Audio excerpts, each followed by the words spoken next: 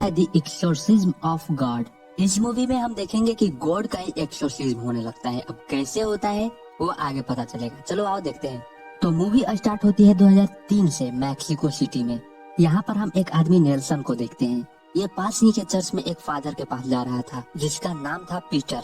ये फादर से आकर के हेल्प मांगता है कि मेरी बेटी पोजेस्ड हो गई है एंड उसकी हालत बहुत ही नाजुक है। तो नेल्सन फादर को लेकर के चला जाता है अपने घर। पीटर नेल्सन के घर आता है जहाँ पर ये देखता है कि एक लड़की डीमन से बहुत ज्यादा पोजेस्ड थी जिसका नाम था मगेली।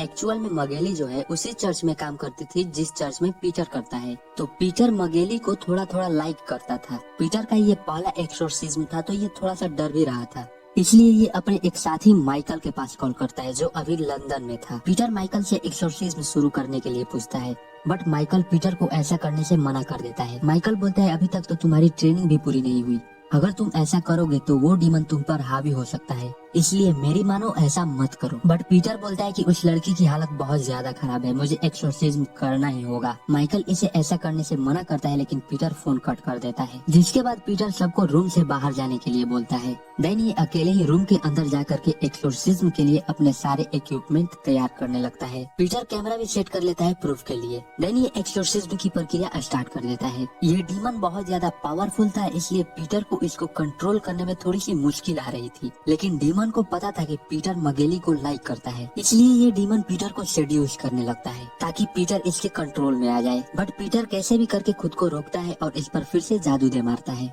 जिससे डीमन बेड पर गिर जाता है। अब जैसे ही पीटर मगेली को चेक करने जाता है डीमन मगेली के बेस में पीटर को किस करने लगता है। पीटर को भी लग रहा था कि मगेली अब ठीक हो गई है, लेकिन तभी डीमन मगेली के शरीर से निकल करके पीटर के अंदर चला जाता है एंड यहाँ से सीन कट हो जाता है। अब इसके बाद क्या होगा हमें आगे पता चलेगा। खैर यहाँ से सीन कट होकर के हमें दिखाया जाता है 18 साल बाद, जहाँ पर हम एक औरतों के जेल में एक गार्ड को देखते हैं। ये सभी कैदियों को खाना दे रहा था, लेकिन एक लॉकअप में जब ये खाना देने जाता है तो इस लॉकअप में मौजूद औरत इस गार्ड की उंगलियां काट लेती है, यानी कि यहाँ पर भी कुछ न कुछ तो लोचा जरूर है। खैर यहाँ से सीन कट होकर के हमें पीटर को दिखाया जाता है। इसके पास एक औरत आती है जो बताती है कि मेरा बेटा पोजेस्ड हो गया है। पीटर लड़के के पास जाता है और अपना होली वाटर इस पर छिड़कता है, जिसके बाद ये इसकी माँ से बताता है कि ये पोजेस्ड नहीं है बल्कि ये बीमार है, क्योंकि मैंने इसके ऊपर तो होली वाटर छिड़का लेकिन इसे कुछ नहीं हुआ। अगर ये पोजेस्ड होता तो कुछ न कुछ तो मूवमेंट जरूर होता, इसे इलाज की जरूरत है। तो पीटर लड़के को लेकर के चला जाता है हॉस्पिटल में। यहाँ पर डॉक्टर नेल्सन बताता है कि शहर में एक अजीब तरह का वायरस फैल गया हुआ है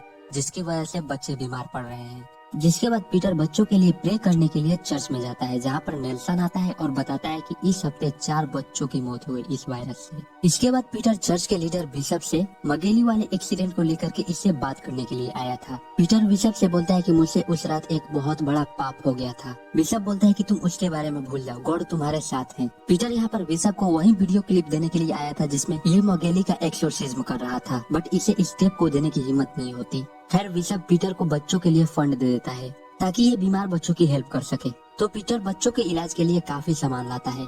अब रात को फिर से पीटर मगेली के साथ हुए एक्सीडेंट को लेकर के खुद को दोषी मान रहा था। तभी पीटर को किसी की बाहर से चिल्लाने की आवाज आती है। पीटर देखने के लिए जाता है जहाँ पर वो एक आदमी को देखता है जो पोजेस्ड था। तभी ये पीटर पर हमला कर देता है जिससे पीटर घबरा जाता है, लेकिन अगले ही पल ये देखता है कि यहाँ पर तो कोई है ही नहीं। लेकिन फिर से एक बार वो डीमन पीछे से आकर के इस पर हमला कर देता है और हम देखते हैं ये तो पीटर का बस एक सपना था। तभी यहाँ पर पीटर को उसी जेल से फोन आता है। जेल का एक गार्ड बताता है कि हमारा एक कैदी पोजेस्ड हो गया है, हमें आपकी जरूरत है। तो पीटर कैदी को देखने के लिए लॉकअप में आ जाता है। पीटर देखता है कि ये कैदी बुरी तरह से डीमन के बस में है और ये भी जस्ट वैसा ही एक्ट करता है जैसे कि मगेली वाला डीमन कर रहा था। तो पीटर बिना एक्सोर्सिज्म किए यहाँ से जाने लगता है। पीटर जब बाहर जाता है तो इसे मगेली मिलती है और यहाँ पर हमें पता चलता है कि वो सेल वाली लड़की कोई और नहीं बल्कि पीटर एंड मगेली की बेटी है। असल में उस रात वो डीमन मगेली के शरीर से निकल करके पीटर के अंदर चला गया था और वो डीमन मगेली के साथ, हाँ जो आप सोच रहे हैं वही किया डीमन ने, जिससे इनको एक लड़की हो गई और उस लड़की का नाम है एस्परांजा। मगेली पीटर से अपनी बच्ची को बचाने के लिए बोलती है। रात को हम देखते हैं कि पीटर को ऐसा लगता है कि जैसे कि उसके ऊपर कोई है एंड जब ये अपनी आँख खोलता है तो देखता है कि वही डीमन जो चर्च में इसे दिखा था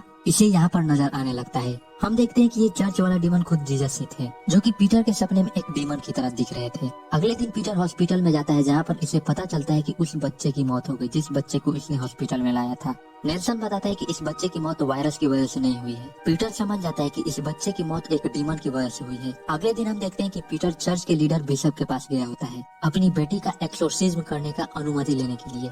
बिशप इसे एक्सोर्सिज्म करने की अनुमति दे देता है, लेकिन पीटर ये नहीं बताता कि वो इसी की बेटी है। पीटर एक्सोर्सिज्म करने के लिए लंदन से माइकल को बुलाता है। खैर, इनकी बातों से हमें पता चलता है कि पीटर की बेटी के अंदर जो डीमन है उसका नाम है बलबने, और माइकल बताता है कि वो हेल का शैतान लूसीफर का बेटा है। खैर, रात को हम देखते हैं कि पीटर ने उस टेप को जला दिया जिसमें पीटर मगेली के साथ यहाँ पर हमें उसी रात का सीन दिखाया जाता है जिस रात पीटर मगेली के साथ एंड इसके साथ करने के बाद इसके परिवार वाले इस पर बहुत ज्यादा खुश हो जाते हैं। इनको क्या पता कि पीटर ने मगेली के साथ क्या किया, या फिर कहूँ कि डीमन ने मगेली के साथ क्या किया। अब कहानी प्रेजेंट में आता है, जहाँ पर हम एक चर्च में एक सिस्टर को देखते हैं जिसका नाम था कमीला। कमीला को फर्श पर अजीब से खून के छींटे नजर आ रहे थे। ये जब इसका पीछा करते हुए आगे जाती है तो एक डीमन मदर मैरी के भेष में आकर के इस पर हमला कर देता है, जिससे कमीला पोजेस्ड होकर के ऑर्फन एज के बच्चों की तरफ बढ़ने लगती है। लेकिन तभी वहाँ पर पीटर एंड माइकल आ जाते हैं एंड इस पर एक्सोर्सिज्म करके इसके अंदर से डीमन को निकाल देते हैं। अब यहाँ पर पीटर बच्चों को देखता है तो ऐसा लगता है कि जैसे कि डीमन इन पर असर करना स्टार्ट कर दिया था।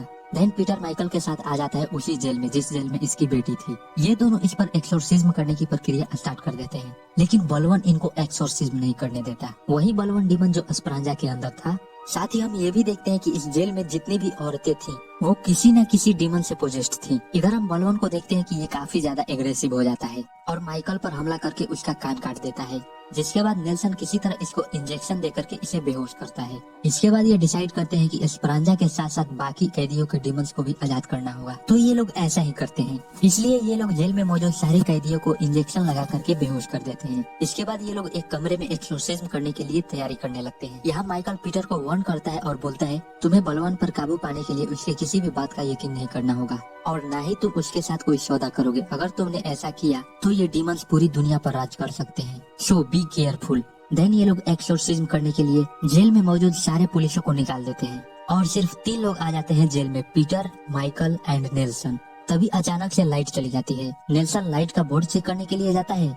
यहाँ पर इसे एक डीमन नजर आता है जो इस पर हमला कर देता है, जिसकी आवाज सुन करके ये दोनों जब यहाँ पर आते हैं तो देखते हैं कि नेल्सन की हालत बहुत ज्यादा खराब है। नेल्सन इनको यहाँ से भागने को बोलता है और यहीं पर मर जाता है। तभी वहाँ पर बहुत सारे डीमंस आ जाते हैं और इन पर हमला करने की कोशिश करते हैं। माइकल किसी तरह इन पर एक्सोर्सिज्म करने की कोशिश करता है एंड तभी वहाँ पर मदर मैरी वाला डीमन आ जाता है। ये देख करके माइकल थोड़ा सा घबराने लगता है और उससे अच्छे से एक्सोर्सिज्म भी नहीं होता। तभी एक डीमन माइकल पर हमला कर देता है, जिससे माइकल बहुत ज्यादा जख्मी हो जाता है। पीटर किसी तरह लेकर के माइकल को यहाँ से भागता है और चला आता है जेल के किचन में। माइकल यहाँ पर पीटर पर गुस्सा होता है और बोलता है कि हमारा एक्सोर्सिज्म काम क्यों नहीं कर रहा। तभी यहाँ पर पीटर बताता है कि डीमन ने मुझे उस रात पोजेस्ट करके मगेली को प्रेग्नेंट कर दिया था। ये सुन करके माइकल को थोड़ा बुरा लगता है और समझ जाता है कि शायद इसी की वजह से पीटर की प्रेयर्स काम नहीं कर रही। अब यहाँ पर माइकल बताता है कि मैंने काफी समय पहले बलवन से एक सौदा किया था जिससे मेरी सारी पावर्स चली गई, इसलिए मेरी भी प्रेयर्स काम नहीं कर रही। माइकल बोलता है कि तुम कभी भी बलवन से सौदा मत करना और ये कह करके ये यहाँ पर मर जाता है। अब सारे डीमंस दरवाजा खोल करके अंदर आने लगते हैं, जिस पर पीटर जल्दी से दूसरे कमरे में आ जाता है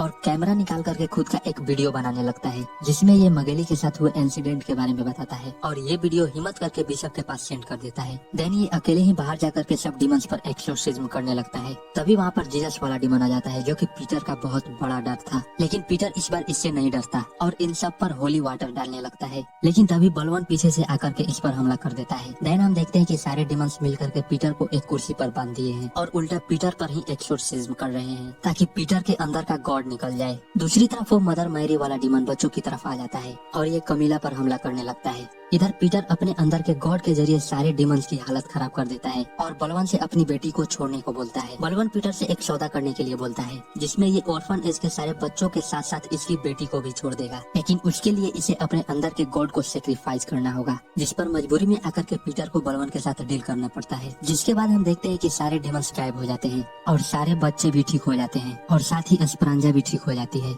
जहाँ पर मगेली अपनी बेटी से मिलकर के बहुत ज्यादा खुश होती है। इसके बाद हम देखते हैं कि पीटर सभी लोगों के साथ मिलकर के प्रे कर रहा था। बच्चों को बचाने की वजह से काफी लोग इसका रिस्पेक्ट भी करने लगे थे। ये देख करके बिशप पीटर पर बहुत ज्यादा प्राउड फील करता है। पीटर बिशप से उस वीडियो के बारे में बात करता है। बिशप बोलता है कि मैंने तो उस वीडियो को बिना देखे ही डिलीट कर दिया क्योंकि मुझे तुम पर बहुत ज्यादा यकीन है। यहाँ पर एस्परांजा एंड कमिला पीटर से मिलने के लिए आते हैं, लेकिन एस्परांजा को अभी भी नहीं पता था कि पीटर ही उसके फादर हैं। तभी हम देखते हैं कि पीटर की आंखों का कलर चेंज हो रहा है, यानी कि बलवन अब पीटर के अंदर आ गया है। बिशप ये देख करके घबरा जाता है। दूसरी तरफ एस्परांजा की भी आंखों का कलर चेंज हो रहा था, यानी कि पीटर वाला गॉड अब एस्परांजा के अंदर आ गया था। आखिर में हम देखते हैं कि पीटर वेटिकन सिटी में आया हुआ है, यानी कि बलवन वेटिकन सिटी में आया हुआ है। इस तरह ये मूवी यहीं पर खत्म हो जाती है। तो दोस्तों मैं अपने नेक्स्ट वीडियो में, तब तक के लिए बाय बाय।